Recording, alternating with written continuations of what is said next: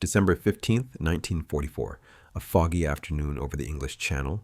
A small UC-64 Norseman aircraft carrying 3 men, Major Glenn Miller, Lieutenant Colonel Norman Bassel, and 20-year-old pilot Flight Officer John Morgan, takes off from RAF Twinwood Field in Bedfordshire, England, bound for Paris.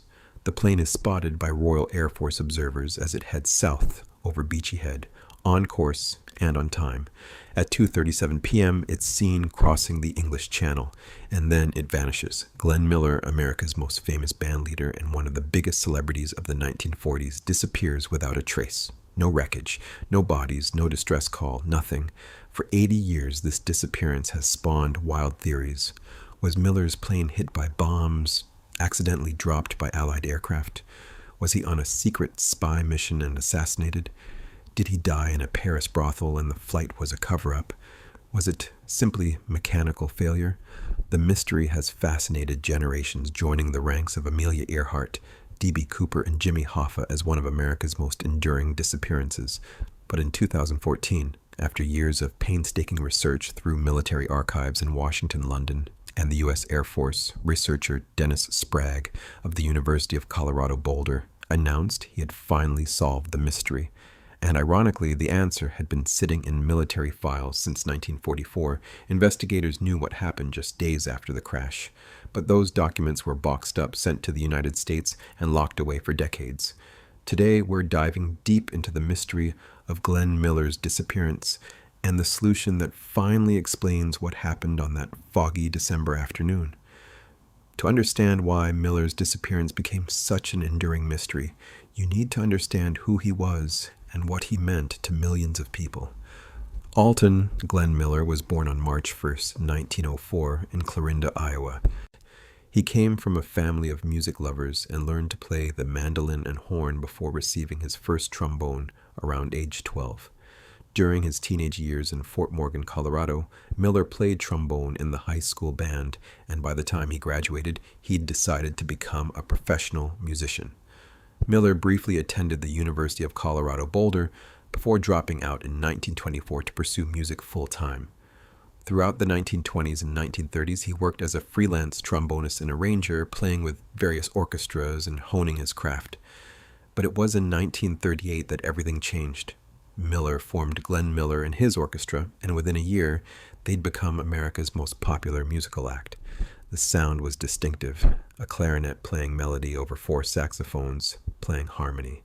Hits like In the Mood, Moonlight Serenade, Chattanooga Choo Choo, and A String of Pearls sold millions of copies. Chattanooga Choo Choo became the first ever gold record, selling over 1 million copies. By 1939 and 1942, Glenn Miller was at the absolute peak of civilian stardom. His orchestra appeared in 2 Hollywood films. He had a hit radio show. He was making a fortune. He was America's swing-era superstar, the equivalent of today's biggest pop stars. But a world war was raging. In 1942, at age 38, and at the height of his success, Miller did something extraordinary. He gave it all up to enlist in the U.S. Army. He was turned down by the Navy, but was accepted by the Army and given the rank of captain. He used his connections to get an assignment that mattered. He would form and lead a military band to boost troop morale. I, like every patriotic American, have an obligation to fulfill, Miller said. That obligation is to lend as much support as I can to winning this war. The Glenn Miller Army Air Forces Band became legendary. They played concerts across America and were given their own regular Saturday night radio show. But Miller wanted more. He wanted to be closer to the action in Europe. Following D-Day in June 1944, Miller finally got his wish. His band was transferred to England to entertain the vast numbers of American servicemen stationed there. For 6 months, they undertook a grueling schedule, concerts at air bases, military hospitals, munitions factories, and hundreds of radio broadcasts. The music provided a vital touch of home for soldiers far from America, facing death daily. Miller's music lifted spirits, reminded men why they were fighting, and gave them hope. Then came December 1944. By mid-December 1944, with Paris liberated and Allied forces pushing into Germany, Miller's band was scheduled to relocate from England to France. They were to play a Christmas concert in Paris for the troops. The band was scheduled to fly to Paris on December 16, 1944. But Miller, ever the perfectionist and control freak, was anxious to arrive ahead of time to ensure all arrangements were in place. He wanted to check the venue, coordinate with French authorities, and make sure everything would be perfect for his men. But severe weather grounded all regular military shuttle flights. For several days, Miller was stuck, frustrated, waiting for the fog to clear. Then Lieutenant Colonel Norman Bassel, a friend and fellow officer, offered Miller a solution. Bassel had arranged to hitch a ride on a small UC-64 Norseman transport plane heading to Paris. There was room for one more passenger. Would Miller like to come along? Miller was, according to researcher Dennis Spragg, mad. He was in a rush. He was a type A personality with the intestinal fortitude of a general. He was a leading celebrity in America, and he got his own way. Miller accepted. Here's an important detail that contradicts popular myth. The flight was not unauthorized. Contrary to what's depicted in the 1954 film The Glenn Miller Story, Miller had proper authorization. He was traveling on official military business. The flight was casual rather than scheduled, but it was legitimate. On the morning of December 15, 1944, the three men, Miller, Bassel, and their pilot, 20-year-old flight officer John Morgan, prepared to depart from RAF Twinwood Field in Bedfordshire. The weather was terrible. It wasn't technically foggy at ground level, but there was heavy cloud cover and poor visibility. Conditions were marginal, borderline acceptable for flying, but not ideal. The UC-64 Norseman they were flying in was a small, single-engine Canadian-made aircraft. It was reliable enough, but had a known defect. Its carburetor was prone to icing in cold weather. The Army had actually recalled this particular model due to defective carburetor heaters, but Miller's plane was at the end of the triage line behind combat planes and bombers, according to Spragg. It hadn't been fixed yet. At 1:55 p.m., 1355 BST, the Norseman lifted off from RAF Twinwood Field. Royal Air Force observers tracked the plane as it flew south. At 2:37 p.m., they saw it heading out over the English Channel at Beachy Head, on course and on time. The flight was supposed to take about 90 minutes. The plane should have arrived at Villacoublay Aerodrome near Paris between 3:45 and 3:51 p.m. It never arrived. Here's one of the strangest aspects of this story. No one realized Miller was missing for 3 days. Miller had hitched the ride informally. His band didn't know he'd left early. His commanding officers didn't know. Supreme Headquarters Allied Expeditionary Force, SHAE-F, wasn't aware. Miller simply disappeared, and for 72 hours, nobody noticed. On Monday, December 18, 1944, 3 days after the flight, authorities finally became aware that the plane was missing. Military officials began checking. Had the Norseman landed anywhere else? Had there been a distress call? Had anyone seen or heard from Miller, Bassel, or Morgan? Nothing. The plane had simply vanished over the English Channel. On December 24, 1944, Christmas Eve, the situation was officially confirmed. The aircraft was missing. Major General Orville A. Anderson, the Deputy Commander of Operations for the 8th Air Force, initiated a search and investigation. But it was too late. 9 days had passed. The English Channel in December is freezing, turbulent, and unforgiving. Even if anyone had survived a crash, they'd have died from hypothermia within minutes. On Christmas Day, 1944, as Miller's band played their scheduled concert in Paris without him, the world learned the devastating news. Glenn Miller, America's beloved bandleader, was missing in action. A year and a day after the disappearance, all 3 occupants of the Norseman were officially declared dead. Miller was posthumously awarded the Bronze Star Medal. The citation read, Major Miller conspicuously blended the abilities of the outstanding musicians, comprising the group into a harmonious orchestra whose noteworthy contribution to the morale of the armed forces has been little less than sensational. But the question remained. What had happened? Almost immediately, conspiracy theories began to emerge. Glenn Miller was too famous, too important, too beloved for people to accept that he'd simply died in an accident. There had to be more to the story. Theory 1. The friendly fire. Theory. The most persistent and widely believed theory emerged in 1984, when a former RAF navigator named Fred Shaw came forward with an extraordinary claim. Shaw had been part of a formation of 138 Lancaster heavy bombers on December 15, 1944, on a mission to bomb the German city of Siegen.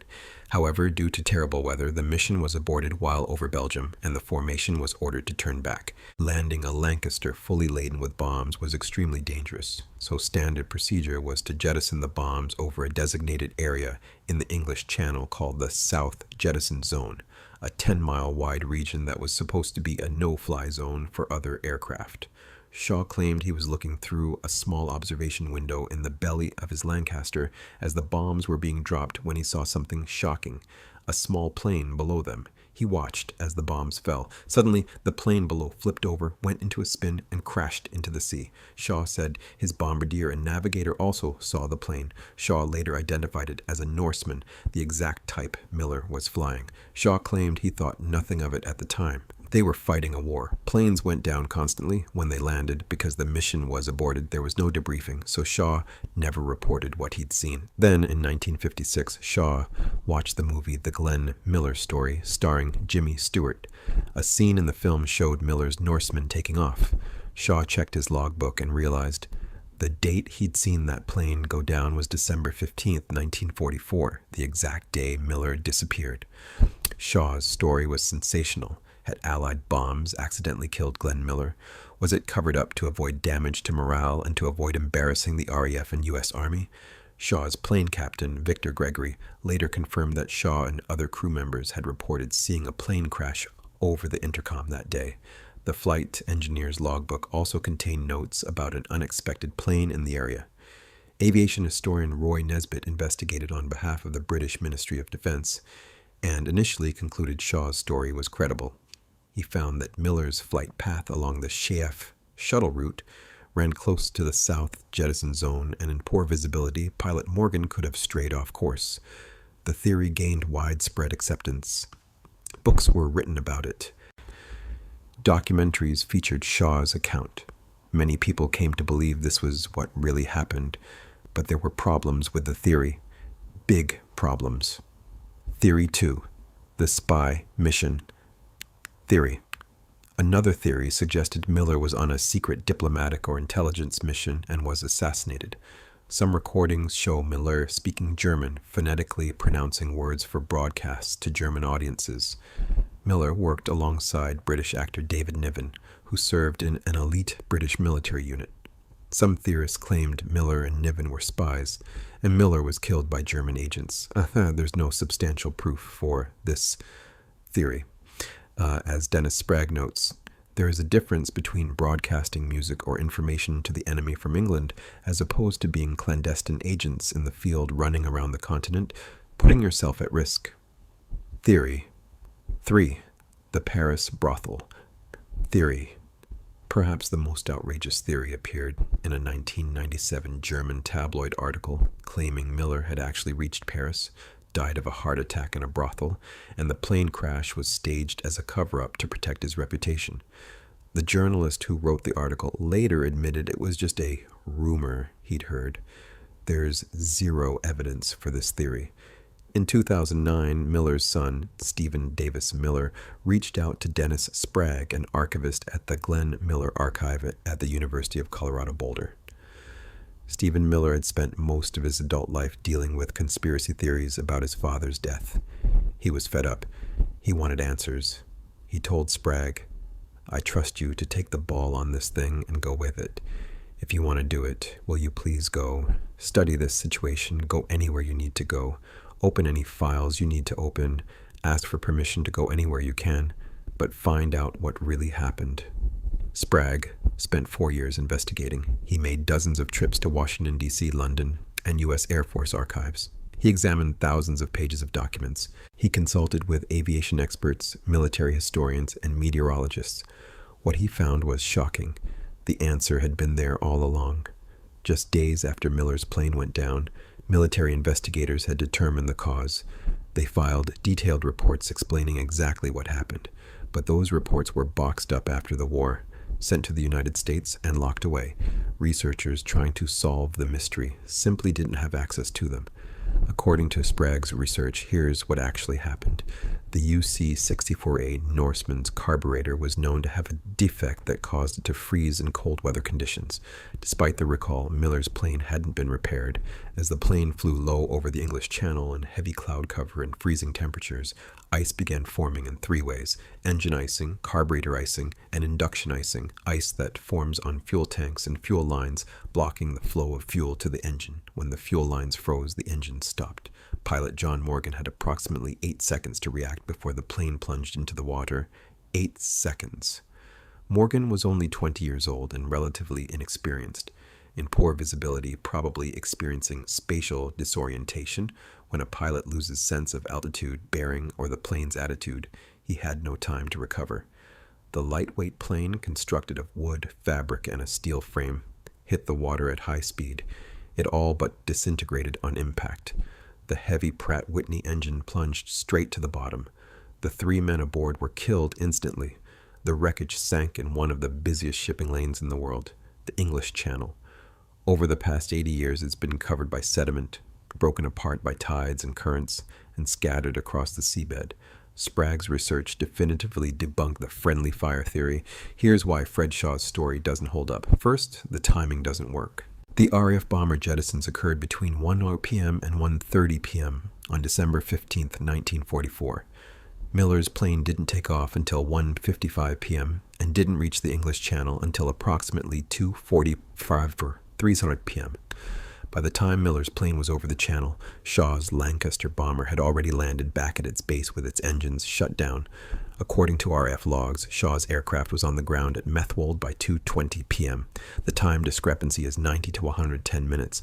There's no way Shaw could have seen Miller's plane. Second, a different plane was hit. Spragg discovered that a flight of AEF L-1 utility planes flying at 500 feet reported being hit by unfused, jettisoned bombs from unidentified planes around 1:15 p.m. This matches the time of Shaw's jettison. Shaw saw a plane go down, but it wasn't Miller's Norseman. It was likely one of the L-1 aircraft, fortunately not actually hit, but certainly endangered.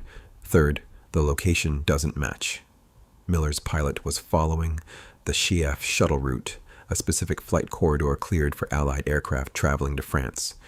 For Miller's plane to have been in the south, that's a jettison zone when Shaw was overhead, pilot Morgan would have had to be 20 degrees off course. A massive navigational error even for an inexperienced pilot.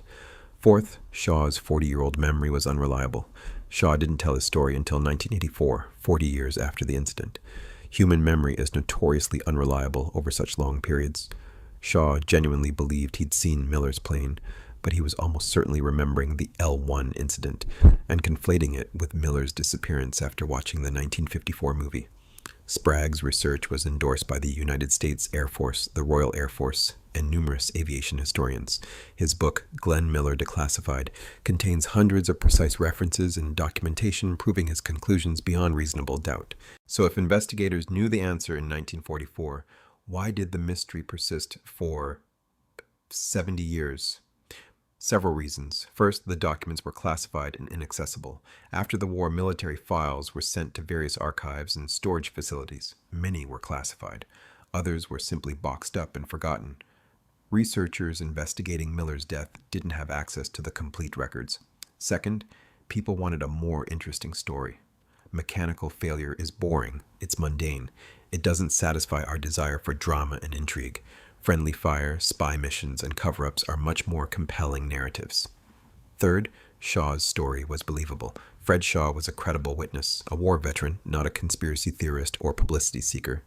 His captain confirmed the basic facts. It seemed plausible. Aviation historian Roy Nesbitt initially endorsed it. The story gained momentum and became accepted as truth by many people. Fourth, Miller's celebrity status demanded extraordinary explanations. He was too important, too beloved, too famous to die in a simple accident. People couldn't accept that a superstar could disappear so randomly and anticlimactically. The 1954 film The Glenn Miller Story further mythologized the disappearance, depicting unauthorized flight in foggy conditions. The movie was enormously popular, embedding certain details, true or not, in public consciousness. Fifth, no wreckage was ever found. Without physical evidence, the door remained open for speculation. If the plane had been found, the mystery would have been solved immediately. So, What really happened to Glenn Miller? According to the most thorough investigation ever conducted based on military documents that were locked away for decades, here's the answer.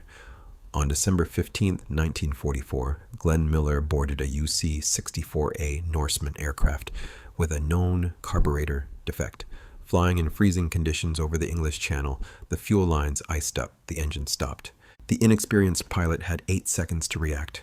The plane crashed into the sea, killing all 3 men instantly. The lightweight aircraft disintegrated on impact, and the wreckage sank into the channel. It was mechanical failure. It was a tragic accident. It wasn't glamorous. It wasn't mysterious. It wasn't a conspiracy. Sometimes the simplest explanation is the correct one. Glenn Miller was 40 years old when he died. He had given up fame and fortune to serve his country. He entertained over 1.25 million Allied troops in Europe. His music lifted spirits during humanity's darkest hour. The Army Air Forces Band continued performing after his death, playing over 300 concerts before returning home in August 1945. Miller's music didn't die with him. It continues to be performed and loved around the world. As Joe Jackson, a member of the successor band, the Airmen of Note, said in 1994, "Today we have kids in the audience standing up and cheering when they hear In the Mood." And I think as long as the music's being played, I don't see it declining. Glenn Miller's plane may have vanished over the English Channel 80 years ago, but his music and his legacy never will. Thank you for watching. If you found this deep dive into Glenn Miller's disappearance fascinating, please subscribe for more World War II mysteries, and let me know in the comments, did Dennis Spragg finally solve the mystery, or do you think there's more to the story? Until next time, remember, sometimes the greatest mysteries have the simplest answers. We just need access to the right documents.